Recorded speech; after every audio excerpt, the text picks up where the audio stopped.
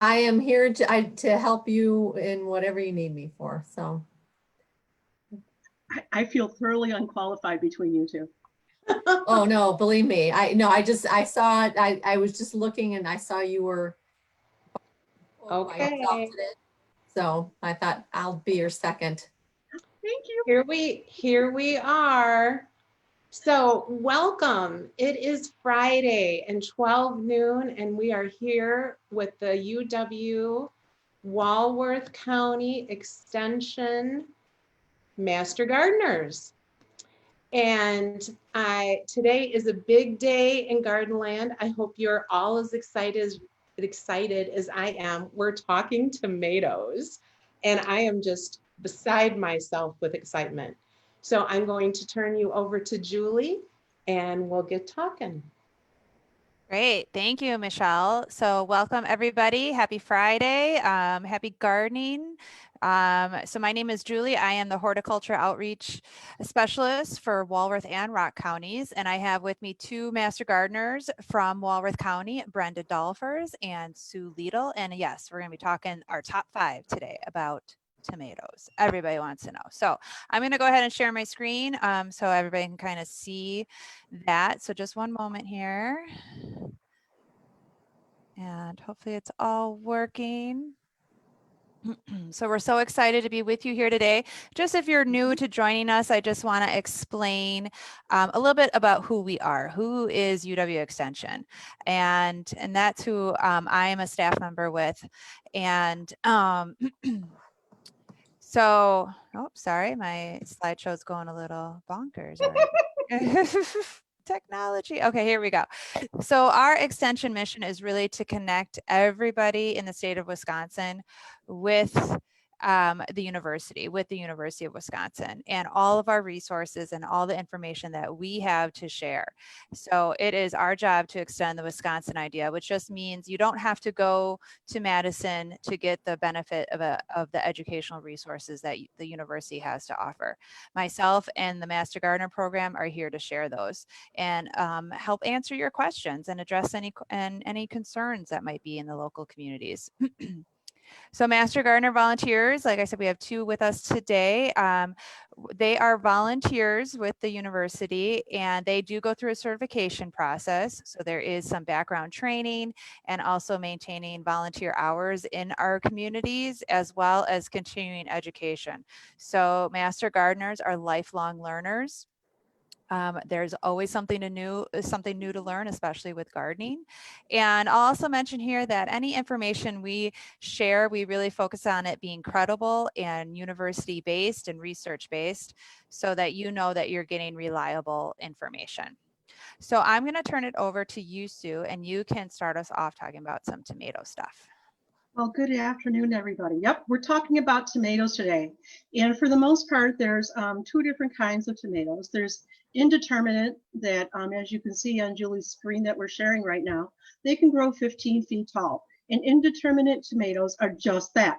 They never have a time to die unless it's unless it's a frost hit, or unfortunately maybe something like a fungal infection or a blight has taken them out. And most of these, they continue to form blooms and fruits all the way up until frost. And most of these tomatoes, they are the old cherry tomatoes and the most slicing tomatoes. Most of a good 99% of your heirlooms are indeterminate tomatoes. Determinate tomatoes, that means that they have a set time clock, and they only grow 3 to 4 feet tall, which is very important to know when you're talking about staking. But let's go back to determinate. Determinate tomatoes have just that. They have a set time period to grow. They only grow 3 to 4 feet tall. Most of the fruits ripen at once, and most of them are hybrids. They include paste, Roma type tomatoes, and patio tomatoes. And that means that you could use those types of tomatoes in your pots, on your patio, or on your deck, or anywhere you would like those kind of tomatoes, because they're going to stay 3 to 4 feet tall, perfect for the pot, and that will give them room to grow. Okay, so let's continue on. If we have any questions, please feel free to chat with us and we'll help you figure it out. Top 5 things about how to prevent disease and care in your tomato patch, as I would call it. First of all, you got to trim them 12 inches from the ground, and that will help the aeration and with the air movement, and try and keep them well spaced. Now, tomatoes like to really grow, and they would like to sprawl on the ground. They have a root system all along their stems, but standing them upright in what I'm showing you here in this slide is what they call the Florida weave method. And it's a real simple method to do. All you do is that you take 2 tea stakes and you put them in on the end of your row, and you start with some very good baler twine, about 6 to 8 inches above the ground, to start supporting those stems. And you go from, you tie it off on the stake, and then you go from the front of the tomato and you weave it to the back of the second tomato. You go to the front of the third tomato, around the back to the fourth tomato, and so on until you meet your stake. At that point, you tie off that line and you start back. So if you have the line in the back, you start it now again in the front, back, and then you go to the back, and so on all the way back to the front, and you tie off that line separately as well. The reason why you want to tie off those tomatoes, and keep those lines separate is because through time, the twine has a tendency to relax, if you will, and you need to keep them tight in order to keep those tomatoes supported up. Keep in mind that those tomatoes are going to be holding onto a lot of greenery and a lot of fruit growing up. And believe you me, they have a tendency to grow all the way up those stakes. When it comes around to late August or so, you're trying to figure out where to put the next line. Okay, and you continue up the stakes about 6 inches or so, going all the way up. Okay, if you need more, by all means, it's not going to hurt the plant to make it 4 inches, if you will. The reason why I like 6 inches is because tomatoes, you need that space to get in there, to reach your hand in safely and comfortably, and pick the fruit and bring it out safely. The other thing that you need to do is that you need to water often. And I don't know if you can see it on the bottom of the picture, but underneath the tomatoes that I have there, I have what they call a drip irrigation system. And the reason why I do a drip irrigation system is because it is just that. It drips into the ground and not onto the tomato plant itself. A question from Michelle: do we need to pinch the top of the tomato plant to help it grow more? I would say do not pinch that off. What you do need to do is keep the what they call suckers, and that's the stem that comes off the main stem, and then you've got a lateral stem, and it's the one little piece that's between those 2 stems. Okay, you want to pinch that off. You can pinch that off with your fingers, kind of like deadheading your fingernails, or you can take it and you can trim it off with a simple trimmer. But be sure that you sanitize your cutting tool between cuttings. You don't want to spread any disease between plant to plant or even cutting from cutting. Okay, so watering is important. You got to keep the mulch going underneath the plants, and the supports.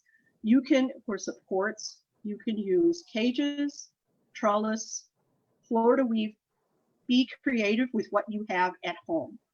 I've seen people use the TP method and just tie them up with simple wire or the planting Velcro. Okay, fertilize nitrogen is important, but you don't want to do too much nitrogen because then you'll get more leaf growth than you will fruit set. Okay. Can't think of anything else, guys. Can you help me chime in? I know I went through that really quick. I think No, that's okay. I'll jump in here. Michelle mentioned to us before this program started that she has an issue with her, she likes some of the heirloom, some of the lighter, sweeter varieties. And her husband likes the beefsteaks, the meaty varieties.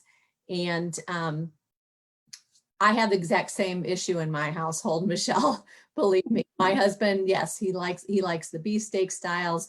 And every year, without fail, he orders 3 or 4 for himself. I order 3 or 4 that I like. There's only 2 of us. So we end up with way more tomatoes than we need, but we each have our favorites. So, the excess just gets donated to the neighbors, to the food pantry. It doesn't go to waste. We have that same problem because I went shopping for tomato plants with my son and he was loading up the wagon and I was loading up the wagon. So we have 19 plants planted. Oh my. And my husband is like, and it's the same every year. I usually have about 20 plants and my husband's always just like, what are you doing? And I go, well, if we get a good crop, we're going to do some canning because I got a line of Romas and I got all the cherry tomatoes for my son. So yeah, it's easy to go overboard. But we did have a question that had come up from last week's Facebook about heirloom varieties in Wisconsin. So I did put this list up and I will put a link in the comments to some really great documents that are available online. I'll put a link up and you'll be able to access the publication about homegrown tomatoes in Wisconsin and growing tomatoes in Wisconsin. So I'll put those links in our comment section. This is just a list of some that have been known to do well in Wisconsin, but remember, heirloom varieties are typically not disease resistant, but they tend to have more flavor because we haven't sacrificed breeding them for disease resistance. So it's always, you're always trying to find that balance too. But again, I'll post those links in the comments. Feel free if you have a question, post in the comments. And we just have a couple more things we wanted to show you, and then we can open it up for some more questions.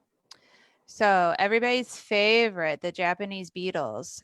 They're not here yet as far as I have heard or seen, but probably in about a week or maybe 2 weeks, we are going to be seeing them. And they're really going to hit their peak in the middle of July is usually when we just see them eating everything. And they are good eaters, right? They eat over hundreds of different types of plants. They affect a lot of different types of vegetation, from trees to bushes to flowers, everything. So what do we do about them? Well, really the best thing to do is, there's a picture there of the soapy water, is really just going over and inspecting your plants and manually knocking them in to the soapy water. A great thing to do with kids. They can go out into the garden and help. There are things that I know, there's traps that you can buy. Typically, those traps also help attract more Japanese beetles into your garden area.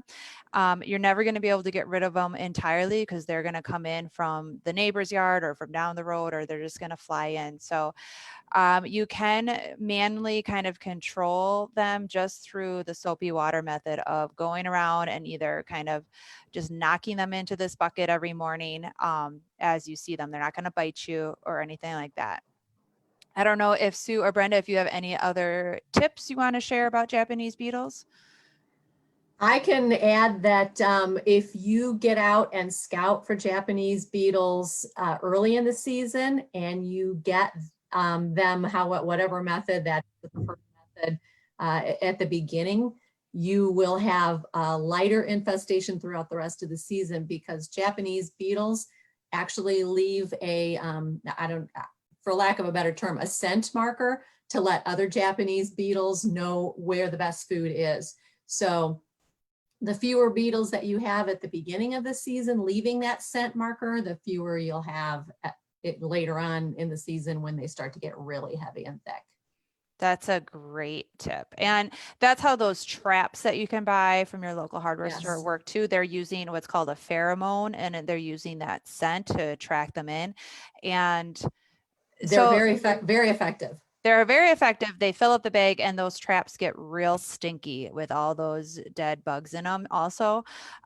So if you are going to use them, you know, that's it is up to you if you want to try them, but maybe think about where you're going to put it in your yard. If you have a bigger space, to maybe not put it right in your flower garden or right in your vegetable garden, because you will be attracting more bugs in. Okay. The other thing that I would add is that if you're going to use the soapy water method, you want to put that underneath the Japanese beetles, because once they see your shadow or you trying to go after them, they have a tendency to fall down. There you go. So everyone will be Japanese beetle catching experts after this. Yes. Yes. Yeah. So I will post a bunch of links to lots of resources in the comments. You can certainly feel free to email me directly with questions. And again, I will put my email address in the link. It is posted here, julie.hill@wisc.edu. We'll be continuing these weekly programs with Heirloom Library, excuse me, and we're also doing a library in Rock County too. So weekly programs with our libraries to help answer your gardening questions. Next week, we are going to be talking about pollinators. So next week is National Pollinator Week. So we'll be talking about how we can help our pollinators, our bees and butterflies and other insects, and help bring them into our gardens. So I'm going to go ahead and just stop sharing my screen. And we'll be happy to start answering some questions. And after this kind of show part, I will post those links in the comments. Very good. I see Denise has one asking what our favorite heirlooms are. And I can tell you, Denise, I have over the last several years planted an heirloom that my girlfriend starts from seed and gives to me every year, except this year because of the quarantine. She was, quarantined in her winter home and didn't get her seeds and didn't get her seeds started. That one's called a Julia Child. It is, and obviously a tomato named after such a phenomenal chef has got to be an awesome tomato. It is a beautiful, deep pink color. Michelle, it's very meaty. If that's something, I know your husband likes the real meaty ones. It's very meaty. It's very large. It's such a phenomenal flavor. But since I don't have it this year, I am trying Kellogg's Breakfast, which is kind of a orangey. And I'm excited to do that. I do like the sweeter tomatoes. Yeah. Right. There is also through UW-Madison, and I'll post the link, there's something called Seed to Kitchen Collaborative, and they are testing tomatoes all the time. So they test how they grow. They test disease resistance. They are testing flavor. And for home gardeners, there is a link on that website. Again, it's Seed to Kitchen Collaborative with UW-Madison. And they post the ones that they have tested from home gardeners that have gone through all of these things and really trying to balance that flavor, but also trying to grow healthy tomatoes, right? So I'll post that link too, because there are lists, not just for tomatoes, but for other vegetables that you might be interested in growing.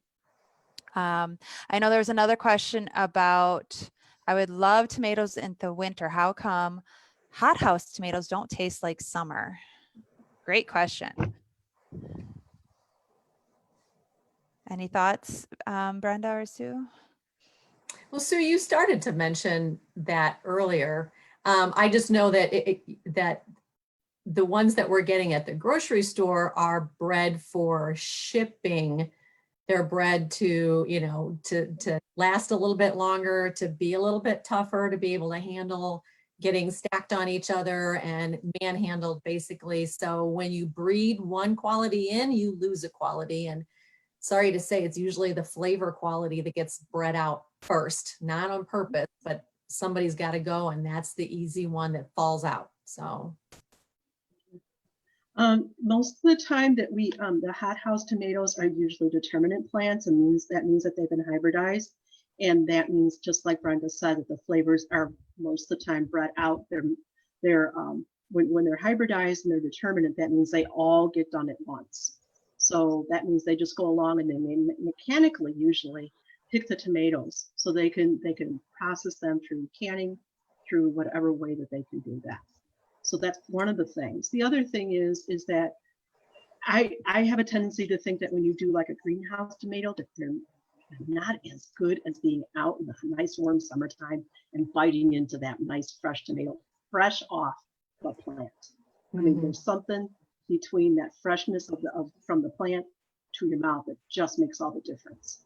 There's some really, I remember fondly of my daughter in particular. She loves tomatoes, and she used to have just come in from the house eating tomatoes and just dripping down with all the tomato juice and all the seed down her front of her shirt. And I asked her where she was, and she said nowhere. Well, and it is typical, right? So usually the fruit or vegetables you buy in the store are picked when they're not quite ripe, right? And then it kind of, so when you're growing your own tomatoes, you're allowing them to ripen all the way, and picking them when they're the freshest and the sweetest. So I saw another question come in. When is the best time to buy your tomato plants? The best time to buy your tomato plants is, I would say, beginning of May, and hold on to them until the end of May to start putting them in the ground, or when your ground is warm enough to accept a tomato plant. That's what I would say. This year, though, it's been kind of an anomaly with COVID, because a lot of people went out early and got their tomato plants and everything else, and then they planted them early and they died because they got hit by frost and everything else. You don't want to plant those tomato plants early. You want to typically plant them around the end of May to the first week or two in June. That's typically when our frosts are gone and our weather is much warmer, where it warms up the soil as well. Keep in mind that tomatoes came from Ecuador and Peru originally, so they're more of a southern South America plant, and they love that nice warm weather that we don't typically have. Yeah, and I just want to reiterate something. We're not waiting for air temperature to warm up. We're waiting for soil temperature to warm up. So this year we had some beautiful spring weather at the beginning of May, and I think we all just got really anxious to go plant. And I'll admit that I think I put my tomatoes in a little too early, but they seem to be doing okay. But I think we want the soil temperature to warm up, and that takes a little bit longer, even if it's been really warm in that early springtime. If you think that you want your tomatoes in the ground, or you really would rather that they were out in the ground rather than waiting for them in the pot, you can easily do that by digging a trench about 5 to 6 inches down. You don't want to go too much further down, because you're going to get that cold soil that the tomatoes don't want. But what you can do from there is that you can take a gallon milk jug, cut out the bottom of it, and set that in the soil. And I would do it in like mud to hold that tomato in that tomato cloche. Now that it's becoming a mini hothouse for your tomato plant, and that will keep your plant nice and warm and away from the colder weather at night that you would get when we typically plant it too early. Keep in mind though, when the sun is out, you've got to be out there taking them off and taking off the milk jug lid. Don't lose that lid, because you can use it for frost nights to keep the heat in, and you can also vent it during the day when it's 50s and 60s outside. Great tip. As we're if there's any more questions come in, feel free to post them. I will also post a link to a survey. So if you do watch this video, whether you're watching it live or a week from now, we'd love to hear your feedback. So I'll post a link to that as well. I do want to mention one thing that we didn't touch on was about cleanup. So disease organisms like bacteria and fungus and stuff, they can live on that plant material and they can overwinter. Even in our Wisconsin winters, they are still in the soil. They're still on that plant material. So what I have learned is get that stuff out of the garden after you're all done. So in the fall, get it out. I used to just leave stuff there because I was sort of lazy in the fall and just leave my old plants there and said, oh, I'll just clean it up before we plant. No, I want to get that stuff out of there. So if there are some disease things, and tomatoes are really susceptible to different diseases, we want to get any of that material out of there, and try to plant your tomatoes in different spots around your garden. So they're not always in the same spot. That's going to help a lot too. Rotate them around your space. And don't put the tomato plants next year in an area that you had peppers, potatoes, or eggplant, because they're all part of the same family. Right. Good So, point.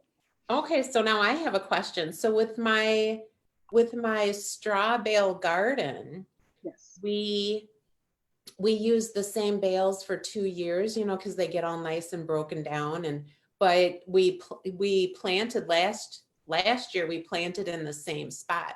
So we probably should refresh our straw bales every year then, It or would, put something different there and add more.